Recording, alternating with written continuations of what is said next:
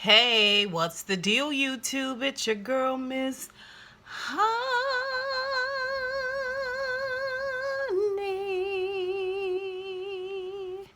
Welcome back to the channel, you guys. It is your girl, Miss Honey, coming in with Married to Medicine, Season 6, Episode 3, I think. Resuscitated Friendships. This episode was a lot, but it wasn't.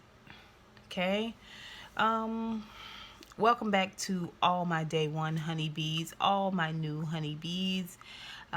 Welcome to the tribe. If you're interested in becoming a member of the tribe, please feel free to hit that subscription button as well as the notification bell right next to it. Mosey on over to that thumbs up and let your girl know you love the video. Hitting that thumbs up button is like saying, hey, Miss Honey, and I love it when y'all speak to me.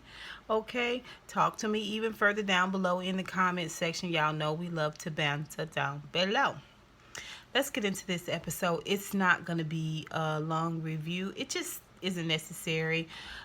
We see that Simone and Quad are recapping from last episode where Quad sort of ambushed her with past conversations that Simone had already apologized for, all that stuff that went on at the crab boil. Of course, Simone talks about it. She gets home and she talks about it with Cecil. And Cecil does what any good husband does. He sort of encourages her and stands by her and takes her side. And that's what every woman wants. She has some very, very valid points. Later we see where Jackie goes over to have lunch or dinner with Quad. And they talk about it again. And Quad is insisting on digging into the conversation or digging in where her feelings are concerned. And Jackie is sort of the old Jackie that we know.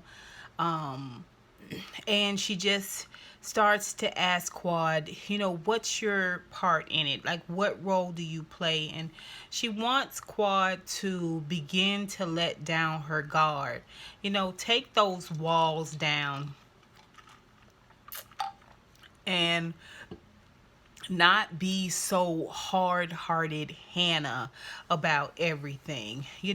She's saying that was a very hurtful moment for her, but Quad, you guys already talked about it and you apologized about it. Why would you lead the conversation with it, especially if you wanted to mend fences, which is the guise in which you got her there.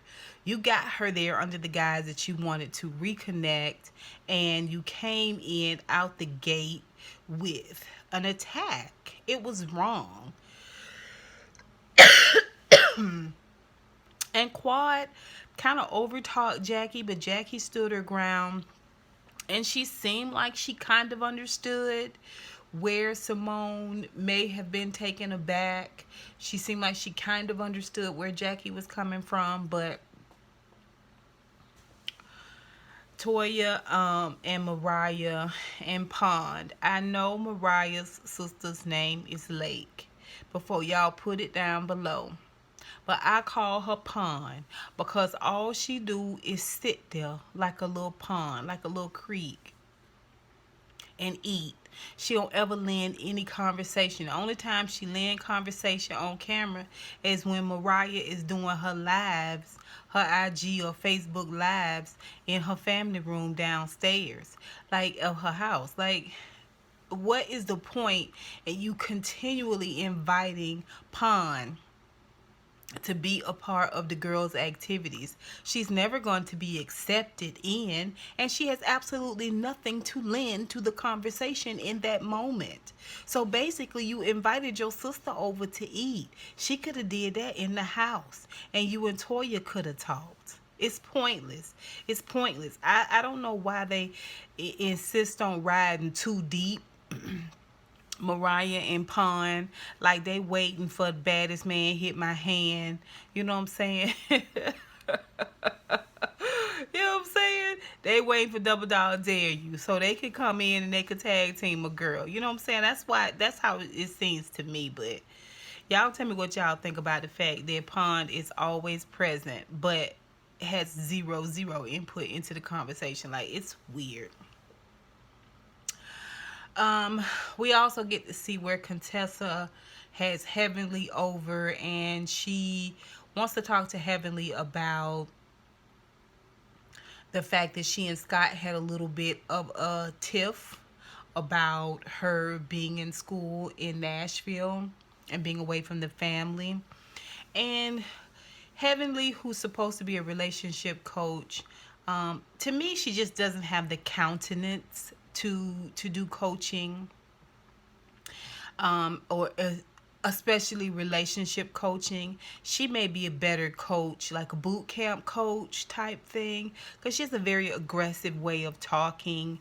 Her opinion is aggressive. The way she crosses her leg is aggressive. She doesn't have a lot of compassion or empathy. And there's a point where she tells Contessa, don't start that crying stuff because she don't want all that. We're going to laugh our way through it. That's your way. That is your way. And a good coach would allow someone to have their moment, to have their feelings, to go ahead and express themselves. Okay, so that there can be open dialogue. When people don't express themselves, they compartmentalize and they repress.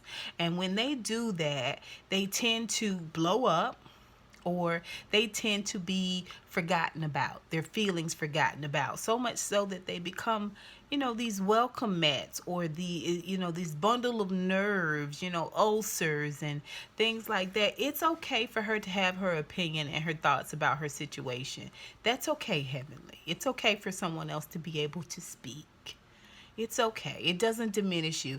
It's so funny because I don't know how the chess came up, and Heavenly was saying that she was chess champion in high school or college, and it's hilarious. Contessa was like, by the way, Heavenly is an expert at everything. I don't care what it was she did. She was an expert at it. She was the number one. She was the team captain. She was the gold medal winner. And you kind of see that in the conversation that Simone and Heavenly end up having at the end of the episode. But we're going to talk about that. But anyway, she tells her about Scott's concerns and some of the concerns that she has. Well, she tries to anyway. And Heavenly just tells her, a woman's place is where, and a woman's place is where, and you're supposed to be doing this, and you shouldn't have never went and left your kids. Well, he told me he didn't want me to take the kids, and I hated that she said it like that, because I know that their conversation was more amicable. I saw how they took care of each other last season, so I know it wasn't, I don't really feel like it was in that manner. I hate that her saying that it came across a certain type of way. He said I couldn't take the kids. Anyway, so she just tells her, you should have your kids. Men can't be with their children like that. It's a woman's place. This is your job. And I'm just trying to figure out how were you team captain in every area of your life. You were gold medal, winner. You were number one, in everything you did in your life, Heavenly, and you were able to be there to rear your children and to keep your house clean, and just to be all of these things that people say a woman is supposed to be when she gets married. She's supposed to have 8 extra arms and 2 extra feet, and never get sick, and be able to lift a car, and eyes supposed to be everywhere, ears supposed to hear everything. Like, this is what she's perpetuating or projecting onto Contessa, and it's not fair. And you know what? It wasn't empathetic. Like, quit making it seem like you did it all wonderfully, beautifully, fearlessly, because we know your house not clean. We know your house not clean, and don't have nothing to do with that pressure washing comment, because I have been mentioning every year, I mention about Heavenly's house being dirty and cluttered.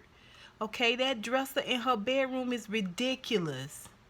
Okay, I mentioned that.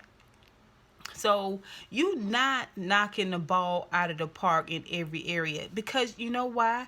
It's not possible. It's not possible to juggle all of these balls and not one of them drop. It's impossible. And for you to it's just, I mean, I'm sure she had something, there was something valuable in what she was saying. It was just the way that it came across. I was just like, I don't really like Heavenly. Later on, we get to see Heavenly with Allura. Allura is beautiful. I don't think she looks a lot like Quad. I think her mouth looks a little bit like Quad's mouth. I think she probably looks a lot more like Damon to me. I would love to see what his sisters and his mom look like, grandma, because she's got some very, very strong um, island features to me. Anyway, so we hear that conversation between Heavenly and it's just, it's so ridiculous. Allura calls Heavenly mommy. Heavenly calls Allura mama and mommy. Damon walks in, she calls Damon daddy. Allura also calls Damon daddy. Does anybody know anyone else's name? We just, now in my family, we call, the siblings call each other sister and brother. Hey brother, hey sister. Okay. Then mama and papa. All right? I get it. But my mama don't, don't call me. My mama don't call me mama. She never have. She never have. First of all, she barely knew our names. When you got more than 3 children, it's one of y'all get in here. Anyway, y'all know I have always said it's peculiar. This whole daddy, mommy, you know, it's ridiculous. But it was good to see Allura again. Again, she's beautiful. We see where Toya and Eugene have to have a serious conversation with their kids because they unfortunately made the mistake of talking about the fact that they were pregnant with a baby a little bit early. They shared it with the kids, and when they lost the baby, the kids took it really hard. Well, Avery's acting out in school, and it looks like they have one sensitive child and one child that is just kind of not as sensitive, although the child has feelings and it feels a type of way about what happened. He's just not as gracious. He's just not as tender with his feelings. Anyway, it was so good to see Toya. I will give it to her, helping her kids with homework and getting them started. She seems like she's a really good mom. You know, I'll give it to her. I give it to her and Eugene for having that conversation with their kids. It was a good moment. But I feel bad for Toya. It seems like she's genuinely sad, but I just don't want this to be the whole season with Toya. One, because I feel like we're giving you a pass for this season if we do, and we all know you don't deserve a pass. Now, them conversations that Toya was having over there about Contessa, she was kind of coming off kind of like Heavenly, like, oh, why do you think I didn't address Contessa? It's because I didn't want to give any life to it. I wanted to rise above it. I was just like, okay, girl. Keep rising above it. Keep right on rising above it. Now, she never mentions the miscarriage, even though Mariah had a miscarriage.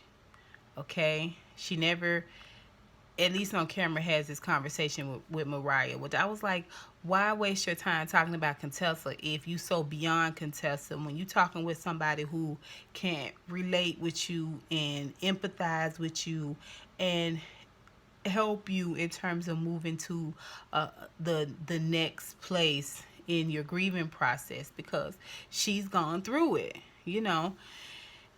Same thing with Mariah. Mariah wanted to bring up the whole, I thought at the tea, I thought that her and Jackie had come together and seemed like Jackie had apologized and acknowledged Mariah's. I must have mistaken that because Mariah is still very angry when she's sitting there with Toya and Pond. She's very angry about the Jackie situation.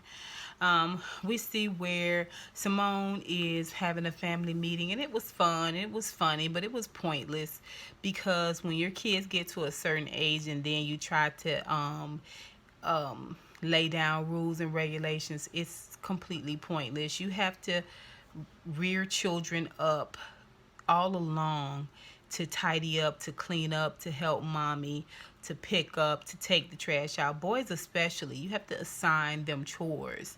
This is your chore. You have to take the trash out. You have to pull the trash. You have to walk the dog. Like, her trying to do it now is pointless. It's completely pointless. But again, it's good to see the kids. It's good to see how they're growing, how they're progressing. I don't see why, if you got a Maserati, you don't have a housekeeper. I mean, especially since your kids is not going to do it. And you not going to do it. You don't have time, and your husband is just like, oh, I'll do whatever you tell me to do. Okay? Anyway, so y'all remind, don't let me forget, I need to do Damon's voice at the end of this episode. One of my honeybees asked me about it, so I'm gonna do it at the end of this review. But let's move forward. Okay, so Jackie and Simone go and have lunch, and I just personally, I think it's a slap in Simone's face for Jackie to not acknowledge to Simone's face that what Heavenly did was a breach of the girl code. For her to want Simone to be the bigger person and not require the same thing of Heavenly, I think is bias. And it's the easy route. You know Simone. You and Simone have known each other for years and years and years. You knew her before she married Cecil. So it's easy for you to go and have this talk with Simone and try to convince her than it is to try to tame the bull in the china shop that is Heavenly. Okay, it's cowardice, it's passive aggressive, and if you gonna hold one person's feet to the fire, i.e. Mariah and Simone, you might as well hold Heavenly. But she walks real soft with Heavenly, and I've noticed that. Now, she'll make jokes and quips, but at the same time, she's not as stern and as forceful with Heavenly as she is with some of the other girls. Y'all tell me what you think. Y'all know I'm open to it. Put it down below. Well, Simone tells her, you make up with Mariah, and I don't have no problem talking with Heavenly. So they agree to do a foursome. Now, Simone is going to bring Mariah down to the restaurant, and Jackie's going to bring Heavenly. It's kind of like a low-key ambush. Well, they come together, and it's Mariah and Jackie first. Jackie's acted like she really truly did not know that what it meant about the slip. I was just like, you can have all the book sense in the world, but without common sense, I don't know what to tell you. Like my mama say, you so smart, you dumb. Like, come on, girl. And her people from the South, her people from old school, like, I don't know. I'm still not buying it. And she took the high road. It's no problem for Jackie because she has so little investment in Mariah that she quite easily decided she was going to give Mariah what she want and move on. She don't feel one way about it or another because she don't feel one way or another about Mariah. You know, she was just like, why quibble? Why quibble over somebody I don't even care about anyway? You want an apology? Here's your apology. Let's all move on. I do see Mariah's point. I said that last week. She said it as though it was true. Jackie did. But I also see Jackie's point. Why not just tell Jackie, when you said it as though it was a fact. And that is the issue that I have a problem with.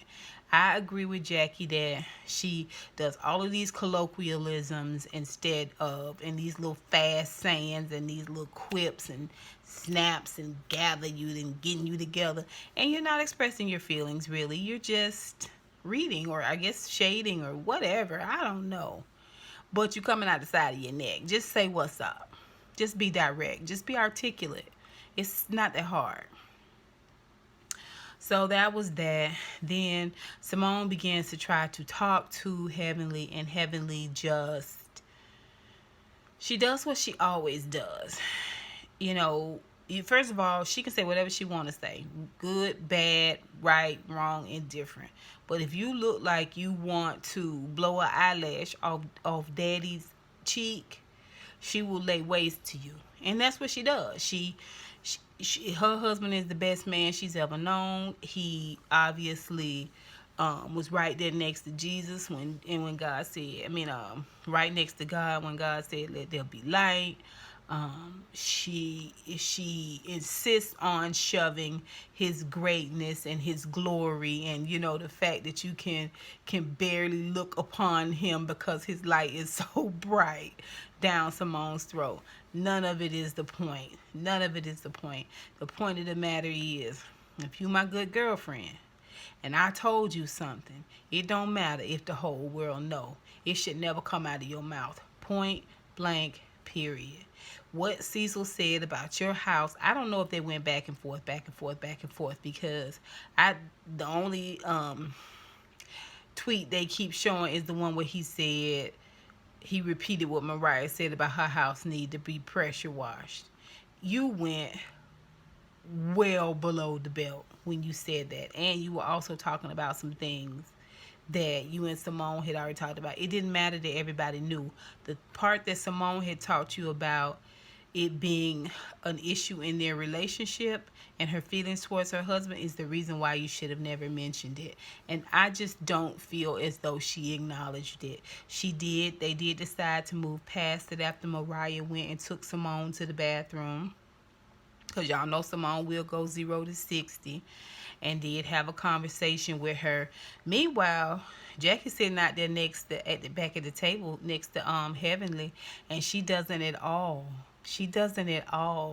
talk with Heavenly about, maybe seeing Simone's side. Maybe you know how she did with Quad. Do you take ownership in what you said? Do you admit that you went too far, or let her speak? Like, she doesn't take up for her girl at all.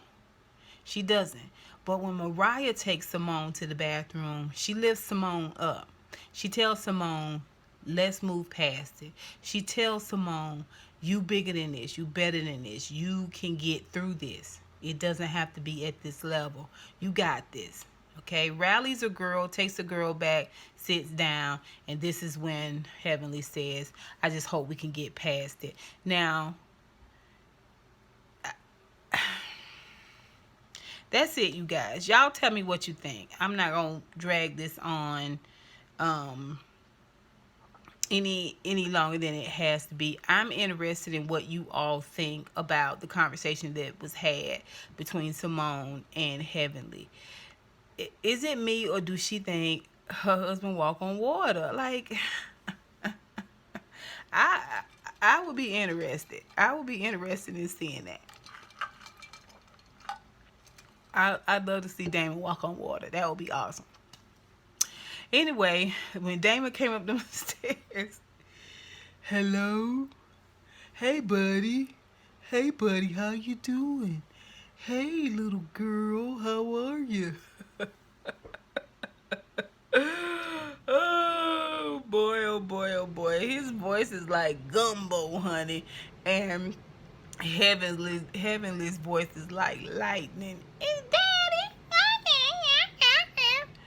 Anyway, y'all tell me what y'all think. Put it down below. And until next time, honeybees. Mwah, mwah, mwah. I'll holla.